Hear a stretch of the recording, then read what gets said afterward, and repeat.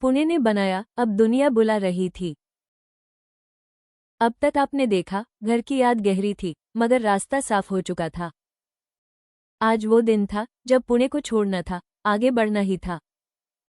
उसने कमरे को आखिरी बार देखा, हर कोना उसकी कहानी कह रहा था। दीवारों में बीते दिनों की मेहनत थी और आंखों में आने वाले कल की झलक। उसने गहरी सांस ली और धीरे से दरवाजे की ओर कदम बढ़ाए। दरवाजा बंद हुआ और पुणे का एक अध्याय वहीं समाप्त हो गया। अब एक आखिरी मुलाकात बाकी थी, पंडित जी से विदाई की। रास्ता वही था, मगर आज हर कदम कुछ अलग महसूस हो रहा था। वो दरवाजे पर पहुंचा और धीरे से दस्तक दी। दरवाजा खुला, पंडित जी सामने थे, शांत और गहरी नजर लिए।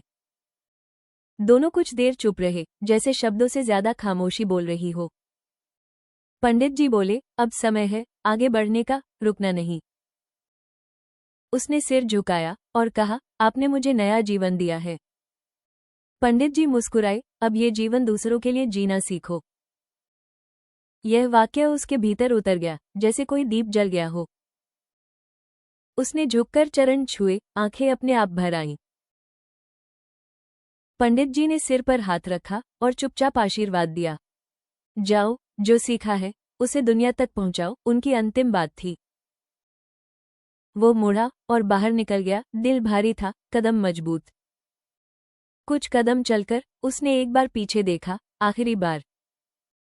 पंडित जी दरवाजे पर खड़े थे, हाथ उठाकर आशीर्वाद दे रहे थे। उसने सिर झुकाया और फिर तेज कदमों से आगे बढ़ गया।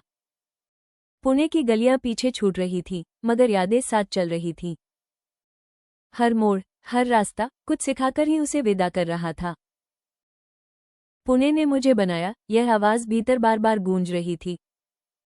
मगर अब एक और पुकार थी, जो उसे आगे खींच रही थी। गोवा, घर, बालाबाई, मानिक, सब उसकी राह देख रहे थे। और उसके बाद श्रीलंका, एक नई दुनिया, एक नई सीख।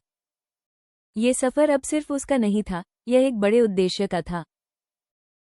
वो चलता गया और शहर पीछे धुंध में खोता गया धीरे धीरे। अब सामने सिर्फ रास्ता था और उसके कदमों की आवाज थी। सूरज ऊपर उठ चुका था और उसकी असली यात्रा शुरू हो चुकी थी। उसने अपने कंधे पर रखा सामान कसकर पकड़ा, जैसे संकल्प मजबूत हो। हर कदम अब उसे अपने लक्ष्य के और करीब ले जा रहा था। हवा चल रही थी, जैसे प्रकृति भी उसके साथ चल रही हो। उसने आसमान की ओर देखा और भीतर एक अजीब सा विश्वास महसूस हुआ।